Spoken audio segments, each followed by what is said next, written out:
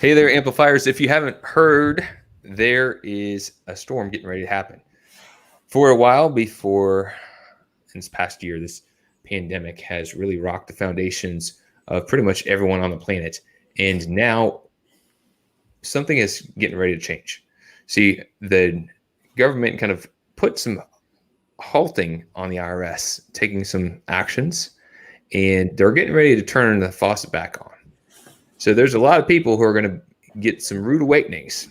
And I don't mean this to scare you. I mean, I want you to be aware. I want you to be informed, and I want you to know which actions you could take so you can be proactive and avoid some of the challenges. And our guest today is an expert when it comes to taxes and resolving tax issues. He's the CEO and founder of IRS Trouble Solvers LLC, an organization helping individuals and businesses with wage garnishments, tax liens, delinquent tax returns, advisory, bankruptcy services, and more. And Ben is passionate about helping people that find themselves in the scary situation of owing the IRS money, and helping them find peace, protection, and prosperity. So welcome to Growth Amplifiers, Ben. Thank you for having me today, Kenny. I appreciate it. Thank you for not laughing too hard as I stumbled through your company name. That is IRS Trouble Solvers LLC. No problem whatsoever. A little bit of a tongue twister there, right? Like trouble, what? Mouth. Right. I love it when you can't even get it on the second try. You're like, seriously? English, yeah, Herkdon phonics worked for me. All right. So I set the stage, and Ben, I appreciate you for coming on here and sharing some insights, but give us a little bit of explanation of what's been going on and what you see is getting ready to happen. Yeah, so because of the coronavirus and everything that's happened with the economy, the IRS took a couple steps back. They stopped all of the automation in the notices and letters that come out to people. They stopped the automated liens. If you owe money, the IRS is going to lien you to protect their position. They stopped automated levies, meaning if you owe them money, they're going to freeze your bank account or just take the money out of your account that way they can get paid. They stopped a lot of these different tactics that they use in order to collect taxes from individuals that they think owe money, right? So when the stimulus payments first started coming out, the IRS started grabbing a few of those and saying, oh, well, you've got stimulus money. We're just going to take it. And the administration at that time said, no, we're not going to let you take that. That's meant to help them in challenging times. So the administration at that time said, okay, we're going to stop the IRS from collecting and taking this money. And then when the new administration came in, they also said, we're not going to let you, IRS, take this money. Okay. So that was something that old administration, new administration did in order to let people have that stimulus check. That way they can pay their bills and get a little bit of relief during this difficult time. So the IRS essentially put a hold on trying to collect any money or trying to become more aggressive when coronavirus started, sort of last March of 2020. And now, since getting through this third stimulus payment, the IRS has been challenged yet again. Listen, we've paid over $6 trillion out in coronavirus aid. We need to start collecting some of the money back that they have put a hold on for the past year. I expect literally in the next 2 weeks that the IRS is going to turn the spigot back on, like you said earlier, and open the automated liens, open the automated levy system, and become more aggressive over the next several months. So that sounds like for some people, not a fun situation.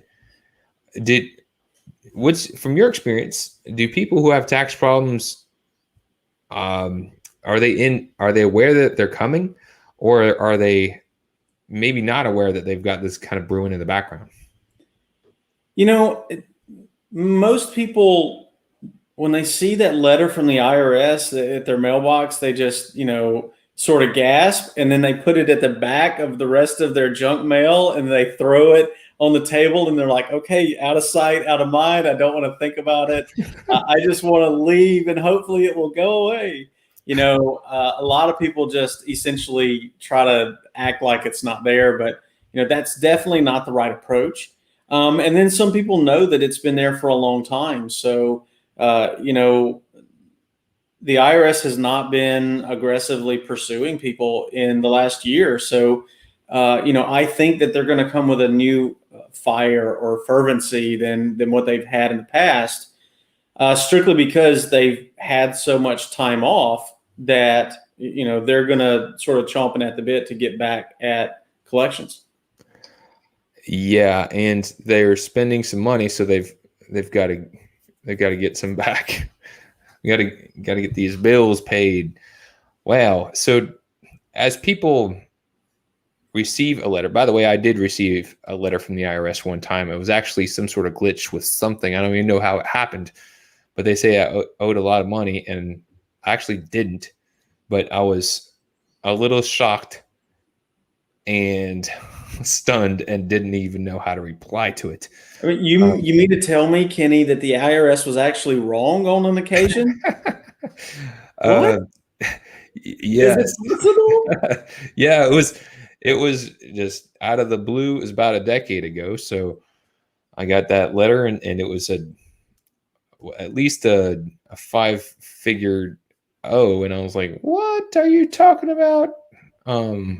I don't even know what you're talking about. And after you picked your heart up off of the floor, because that's the dreaded letter that everybody does not want to get from the IRS. Mm-hmm. The next step that you had was, can I call them? Can I try to fix this in some manner? You had one of two choices.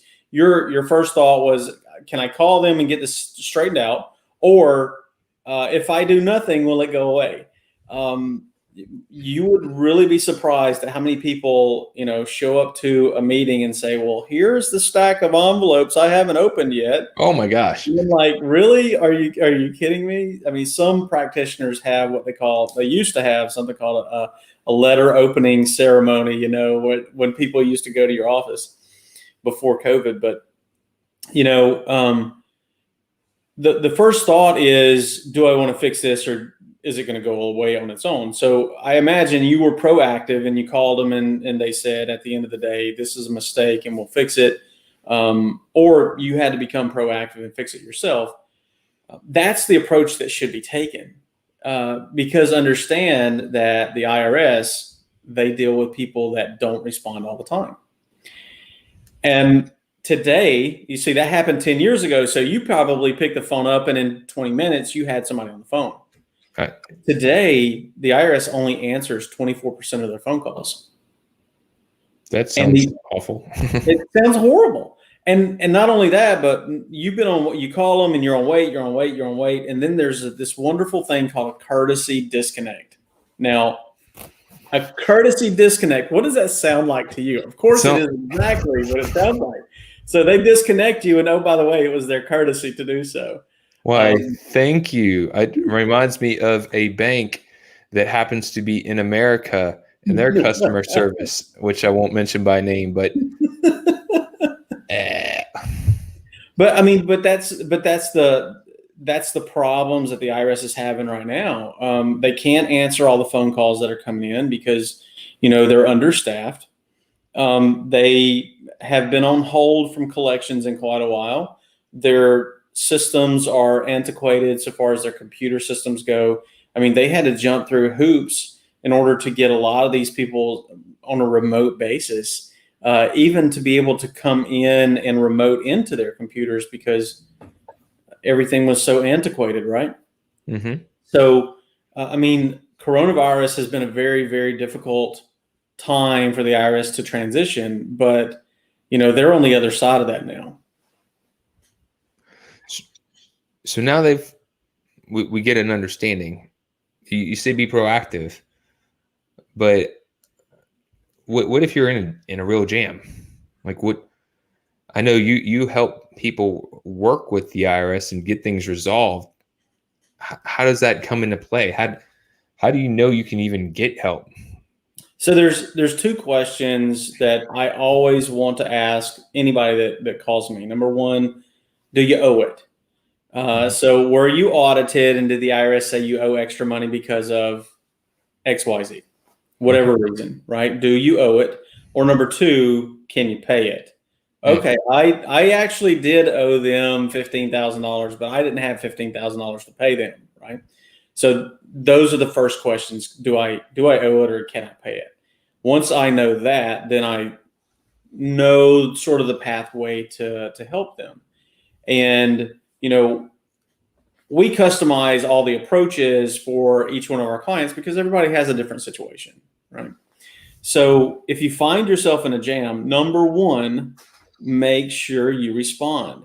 The IRS is going to be very difficult to deal with if you don't respond. They are trying to open the lanes of communication. Communication is difficult, however, because they don't answer the phone. So worst case scenario, you need to write them a letter, old school. You know what? I think that makes a lot of sense. And I could see that how, we get inundated with a lot of communications. We're very busy people. And then when you have like this problem that you don't even really want to acknowledge, it's kind of like going to the doctor, right? If you got something going on, it's like, I really don't want to go and get it checked out, because ignorance is sometimes makes me feel better, even though that's horrible logic. It's how we can kind of operate sometimes.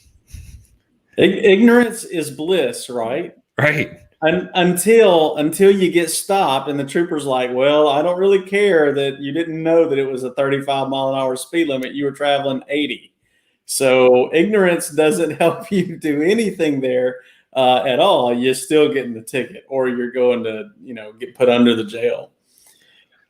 So let's talk a couple scenarios. Your two questions, and I like them, keeping it simple.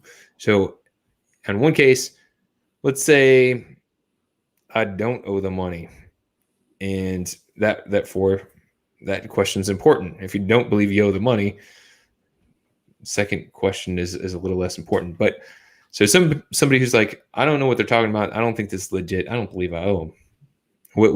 What advice would you have for someone who's in those shoes? So we need to prove, and it is your burden of proof, that you do not owe them. So the burden of proof falls on you. And you need to prove whatever it is they're saying that you owe, that you don't. So you do that in an organized fashion, and you respond to them timely, and you get back to them and you say, this is why I don't owe it. And you explain it to them in a very simple manner. Remember, most people need you to respond to them in a very simple manner in order for them to understand it. Make it so that your response is organized in a way that even an eighth grader can understand it. And I'm not saying that they're ignorant or anything like that. I'm just saying the easier you can make someone else understand your position, the better it is for you. That makes sense. So now let's say, all right, yes, I do owe this money, but I don't have the money. Now what's my best action there? So if you don't have the money, there again, make sure you're in contact with the IRS and say, listen, IRS, I don't have this money. What can I do to start making payments on it? Or what can I do in order to ensure that you don't, seize my stuff or try to garnish my wage or try to freeze a bank account or something of that nature? You know what I mean? And for the people that say, I do owe it, I do have the money, but I don't know if I want to pay it. I don't want to pay the IRS. They get enough money. I don't want to give them my money. Is there any way, what advice would you have for them? Well, I mean, nobody wants to give the IRS all their money. I mean, that's sort of an oxymoron in and of itself, nobody wants to pay the IRS, but I mean, if you owe it, you should. If you can't, if you're on hard times, there are ways in order for you not to pay. I had a client that, he did really well, made a lot of money in construction, and then he had a gambling problem, and he was rolling high there for a little while, and he lost all of his money. Well, that's not a big deal for somebody that makes a lot of money, right? Until he had an automobile accident and became disabled. Oh. So life changes happened. So now he owes $372,000 to the IRS. He's disabled. He was making a lot of money in order to pay the taxes, and now he's not. So because his situation changed and because he doesn't have an ability to pay, we were able to set him up on a payment plan that he could live with. So ultimately we said, okay, we know that you owe $372,000. We're going to put you on a payment plan where you can pay $154 a month. Okay, $154 a month, that's $1,800 a year, right? There's absolutely no way that you're going to pay that off inside the statute of limitations. So that's one of the things that we do to help someone reduce the amount that they owe. It's one of the strategies. And it really depends on your situation as to what strategy you would need to use. When would someone be a good candidate to reach out to like a tax resolution service? So number one, if you don't think that you owe it, and it's quite a bit of money, if it's $3,000 or something really, really small, and the IRS says that you owe it and you don't have receipts, listen, you're sort of in trouble. But if it's a large number, then you may want to seek someone to ask for their professional advice on what is the next step for you to take. If you find yourself in a place where you can't afford to pay the IRS not because of anything that you've done, let's say a divorce happens, or loved one passes away or something like that. And that's really, Kenny, that's really what happens to a lot of my clients is they're really, really great people that had a terrible situation happen to.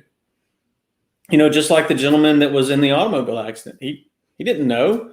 He was doing really, really well and providing for his family. Next thing you know, wakes up in the hospital. So if you find yourself in a position where you can't afford to pay them, definitely you should reach out to a professional. Can the IRS seize assets like cars or homes or retirement accounts? Absolutely. Yes, they can. Talked to a gentleman 2 days ago. The IRS seized $300 and some odd $1,000 from his 401k. And you want to know why?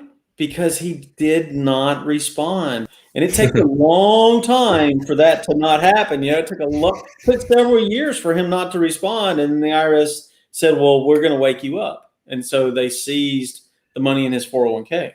We can't just ignore this. We've got to do something. You're not coming to the conversation. You're not trying to work out anything. So you're leaving us pretty much no choice. So they're going to, like my daddy used to say, when I would do something bad, and my dad would say, listen, son, I'm going to have to encourage you. Now, for me, growing up in a little bitty farm town in Alabama, encouragement for me meant it was not going to be a good night for me. It meant that I was getting a whooping, right? So, and that's what the IRS does. The IRS has some tactics that they put in place in order to encourage people to come to the table to talk. Man, now you've heard sometimes some of these, they go on shows where they're telling their IRS horror stories. Are these pretty accurate? Or are these rare cases just kind of getting magnified? What do you think? So everybody has heard the sayings, oh, we'll settle your IRS debt for pennies on the dollar, those kind of things. And that's probably what you're talking about. You have to be in a very bad circumstance in order to qualify for those rules. Okay. Only 38% of the people that apply for a negotiation with the IRS to lower their debt are approved. Okay. Only 38%. There's a reason why it's so low, because somebody says, well, I can't afford to pay the IRS. Well, the IRS is going to look at your assets. They're going to look at your liabilities. They're going to look at how much money you're making or not making or have the ability to make.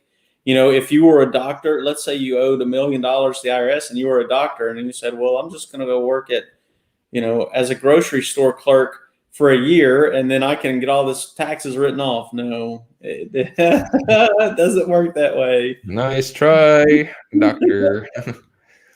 Right. Excellent. So this has actually been really helpful. And like we said initially, life happens, situations happen.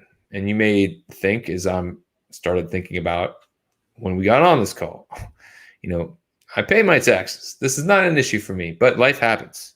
And sometimes the unexpected things can turn your situation and throw you into a bad situation. We had a pandemic, and I know that's hurt a lot of businesses and got them backed up. So you might need some help. And as things get back to normal and the IRS gets back in its groove, you want to be aware of these things, and you want to, put out the fire, watch small.